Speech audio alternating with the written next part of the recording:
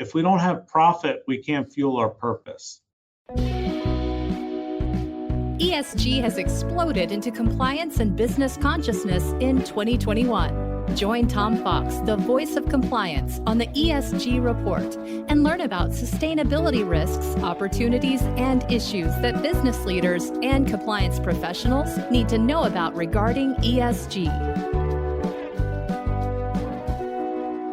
Hello, everyone. This is Tom Fox back for another episode. And today you're in for a real treat because I'm in for a real treat. Today I have Raj Arora. Raj is with Jensen Hughes, and we're going to talk about the firm, his professional background, and most interestingly, how all of this ties into ESG. So Raj, first of all, thank you so much for taking the time to visit with me today. Of course, Tom. I'm really happy to be here. Raj, could you tell us a little bit about your professional background? Sure. Well, I am a fire protection engineer. I'm a proud alumni of the University of Maryland, which has a premier fire protection engineering program. And I've always been in the risk and fire protection engineering industry. I've served it on many different sides. I started out in a family business with my father and my older brother, and we were doing mechanical, electrical, plumbing, fire and security type of design, specifically for airports. After that, I joined Tyco, which is now called Johnson Controls, and led a pretty significant products business for them, and spent some time in Switzerland, which was really cool. Great life experience. And then finally, from Tyco and Johnson Controls, I've come to Jensen Hughes. And Jensen Hughes is the clear global leader in all things related to life safety, security, and risk-based engineering and consulting. So let me pick up on that last point. What is risk-based engineering, Raj? Well, risk, as many in the audience may know, is simply probability times consequence. Some people say likelihood times consequence. So risk-based engineering and consulting are all the facets of trying to assess the risk, to ensure that the probabilities and the consequences are limited for our clients. And we help our clients prepare for emergencies, help them mitigate losses, and then even respond and recover while those incidents occur. Raj, many of the listeners to this podcast come from a compliance background, anti-bribery, anti-corruption compliance, anti-money laundering, perhaps export controls, and they're generally familiar with a risk-based approach of prevent, detect, and remediate. Is that similar to the risk-based approach that Jensen Hughes uses in its business model? Sure. I mean, we assess all fire safety, security, emergency management situations through risk frameworks. A very popular way to assess risk is through probabilistic risk assessments, but we also have many other tools to assess and analyze. And I would say the frameworks are essentially the same, but then the inputs and the loss calculations and data can be a little bit different based on our field, but I would say it's generally the same. One of the things that really intrigued me about Jensen Hughes is you are very upfront and transparent that you are purpose plus principles. And so I'd like to explore that with you and ask you, how do you put this into a successful business practice? Well, thanks for asking that, because it's something that I'm very passionate about as the Chief Executive Officer of the company. Let me just do some table setting on who Jensen Hughes is. We are an engineering, consulting, and technology company that makes our world safe, secure, and resilient. And that's our purpose, to make our world safe, secure, and resilient. Our legacy, we're best known for fire protection engineering, but we have many other disciplines like accessibility consulting, risk and hazard analysis, process safety, forensics, security, emergency management, et cetera. Most of them underpinned by digital technology. So we're a tech-enabled company. And we have 1,500 colleagues across the world, and we perform projects in 100 countries. So that's just a little bit about who we are, and you can hopefully get a sense that I'm very proud to lead the company. Our purpose is to make our world safe, secure, and resilient, and we have 4 principles that we lead the company by and that we live by every day, and that is people, that our clients, our industry, and our performance. So from a people perspective, that comes number one in any type of business. You need to be purpose-led. You need people's hearts and minds connected to everything that we're doing for our clients every day. And you also need a culture of trust and inclusion, which is something that's big in Jensen Hughes. So that's on the people front. On the client front, we just want to be good partners and really understand our clients' objectives. A lot of businesses are too inside out, where they think they know what the client wants, but it's way too inwardly focused on the features of the solution. And we're just trying to make sure we're solving for our clients' objectives and we're true business partners to them.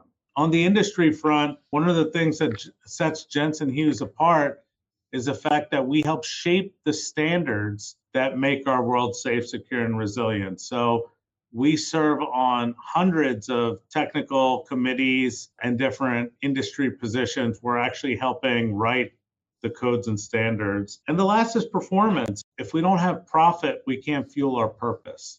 So we are performance oriented and we are focused on growth because the growth of the business helps advance the purpose of the firm, which is, like I said, to make our world safe, secure, and resilient. Let me go back to your remarks around clients, because what I heard you say was we listen. We listen as well as we can, then we discuss with our clients and we work together in a collaborative manner. Would that be a fair assessment? 100%, Tom. And there's a tactical acronym that I love to tell the team, but that's called LAER, L-A-E-R. We listen, acknowledge, explore, and respond. And that's a technique and just a way we conduct our meetings. But we do a lot of listening and we ask questions that really try and get to what keeps people up at night. I mean, if I look in my situation, I have so many people every day that want to pitch a product or software or services to me to do business with Jensen Hughes. And I can't tell you how many people show up for that meeting without background and are just trying to pitch me on all of the features that are included in their product or service. And only those few that come in and really understand us and our journey and ask me some good thought-provoking questions where they can learn, only those few can really get to, well, how do I really make Jensen Hughes a better company and help Raj achieve his objectives as a CEO? That's when I start paying attention. So those are the kinds of things that's the headset we take in when we engage with our clients.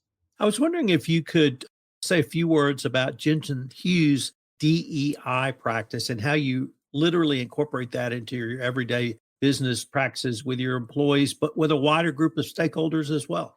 Yeah, sure. Well, from a DEI perspective, first of all, we're very heavily focused on that in our strategy as a company. And what our mission is to value and celebrate differences amongst our employees and to treat every individual employee fairly. And we want to empower them. We want to empower them to be who they are, right? And not to feel different. And it's all wrapped up in what we call having a sense of belonging. So yes, we have very tactical things that we're doing. We survey our population regularly. We have a council that is formed that focuses on many different areas. We have employee resource groups, but focus groups for celebrating diversity months. You know, every month there's a different type of diversity that's celebrated. But Tom, I would say that it really needs to be embraced and embedded into every single conversation that our employees and leaders have with each other on a daily basis, whether it's peer-to-peer or manager to subordinate kind of discussion or me addressing the entire company. You really got to believe it and you got to weave it into everything that we do on a daily basis. And that's what we're focused on. Could you tell us 2 or 3 of the initiatives that you have led at Jensen Hughes that you're most proud of? Company is experiencing quite a bit of growth these days, which is good. And that's been driven by becoming a purpose-led organization. So getting back to what we've said, so improving and taking the culture to the next level is always number one for me. Number two is when the pandemic hit, we strategically pivoted to new offerings and new parts of the market that were growing more heavily. So we shifted focus, and that has worked. And we've created a real business development headset in our organization, which is not always easy in an engineering organization. We do a lot of acquisitions. We're private equity backed. So we've acquired some very strong companies across the world that have really been synergistic for us and high growing. And lastly, I would say that we focus on our quality quite a bit. So as the clear market leader in what we do, your quality is number one, and we've really maintained that. And I would say taken it to the next level. Let me turn now to a little bit more of an ESG focus and start with, where do you see the role of an engineering firm in ESG? So ESG, like all industries, is a big focus in engineering. It's a big focus of Jensen Hughes.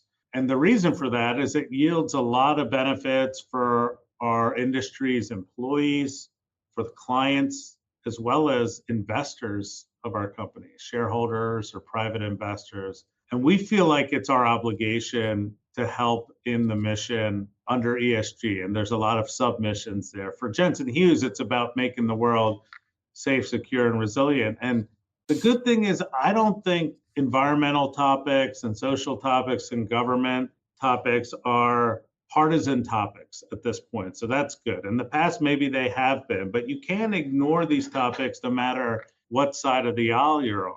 So first and foremost, engineering firms and Jensen Hughes focused on the traditional, what can you do internally to help aid in the ESG mission? And at Jensen Hughes, like other engineering firms, it's DEI, it's reducing the carbon footprint. We've gotten smarter about our offices and our internal travel, and even ensuring that our suppliers are ISO 14001, which is a qualification for sustainable suppliers. And on the overall governance side, it's about enterprise risk management frameworks and processes. On our side, information security and data privacy is an area we've heavily invested in, being safer from cyber threats. And I don't have to tell anybody in this audience that that's a real risk. All of this said, for us, it's not good enough to just focus on the internal. We want to focus on external offerings that help our clients' mission, kind of doing well by doing good. And we focus on two big areas, the E, which is really environmental stewardship and decarbonization. You know, in the engineering space, when you think of that, you think of environmental engineering firms, which is great. They have a really big part to play. We specifically are helping aid and enable our clients' ESG missions on the E through helping manage wildfire risk, engineering new energy storage solutions, and safely advancing carbon-free energy like nuclear power. The unique part about us is we're also playing in the S in the ESG, the S and G, but in our security business, we have a practice that does law enforcement consulting, and we're working on helping police departments in need with a community-based approach to policing, which is really driving the S. And we also do quite a bit of accessibility consulting, which helps ensure compliance in the US, as an example, to the Americans with Disability Act, and that's also driving the S. So a long answer, but that's a little bit on how the engineering industry and Jensen Hughes are contributing. Raj, Jensen Hughes is the first entity I've seen tie together the concepts, or rather the connection between fire protection and climate change. And there's nothing more basic on ESG, I think, than climate change. But could you kind of walk us through that? Because I found that to be a fascinating connection that I frankly had not fully appreciated. Sure. Well, climate change is causing some very severe losses and incidents on wildfires. We are leading the way in wildfire risk management consulting. And this is the scale and severity present a huge risk across the board, but specifically at the wildfire urban interface where the urban population meets the vegetation. And each one of these losses is averaging 8.5 to 10.5 billion US per event. So that's a real reality check. And the fact of the matter is there's a strong need for fire science and engineering and research across a broad group of stakeholders that doesn't exist today. So the people that are impacted are municipalities, forestry agencies, the power utilities, insurers, and residential and commercial building owners. And historically, there's been an overemphasis on response and not enough on the whole cycle, like I talked about before, like prevention, response, recovery. And not to be critical, but there's also a very confused insurance market. So where we come in is we work across the value chain. We help model wildfires. We assess utility hazard and fire risk, which is a big one. And then we do vulnerability assessments, climate and weather and fire impact analysis, and vegetation plan management and emergency response. So that's one example. Another example is on energy storage. I'm a Texan. I'm always interested in energy storage. Well, there are several factors at play, but the major one's a drive for renewable energy. And on top of that, there's power grid peak shaving, electrical load stability, and the desire for energy independence. So all of that, the market is turning to energy storage solutions. And at the heart of energy storage solutions are batteries that harvest the energy. That battery technology today is lithium ion battery, and they're everywhere. And they continue to get, even though there's talk of new technologies, these batteries, lithium ion batteries, are being deployed everywhere and will be for a long time. That's from like power packs for mobile devices to large scale battery farms. And they present some very unique challenges and hazards. They can overheat and off gas and cause what we call thermal runaway. But the result of that is air contamination, fire, and the big one is explosion. And I'm sure folks have heard about explosions happening with these batteries.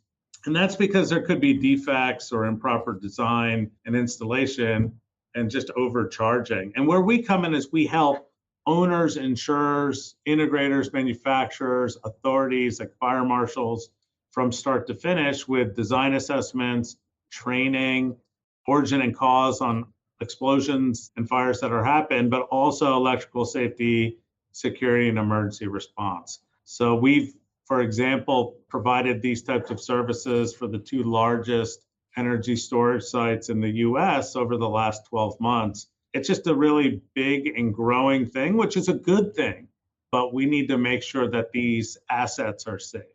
Raj, you have articulated in some detail the E and the S, but frankly, I'm hearing a lot in the G as well. Yeah. You mentioned cyber, mentioned police response, certainly in the energy storage. I'm hearing a lot of governance that Jensen Hughes brings to its consulting practice as well. Effectively, our whole business is a G. So we ensure governance and compliance to codes and standards, and we assure risk management, which is all the G. So it's like our whole business is the G, and we have specialty offerings that help with environmental stewardship, decarbonization, which is the E, and then healthy communities and societal well-being.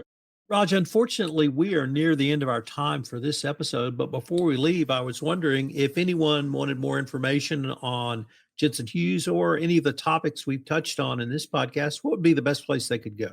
There's two places. One is our website, which is www.jensenhughes.com. And the other is our LinkedIn channel, which is simply our company's name, Jensen Hughes. Those are two great places to find information. Raj, I wanted to thank you again for taking the time to visit with me. I have greatly enjoyed this. As you know, I have two KPIs around podcasts. How much did I learn and how much fun did I have?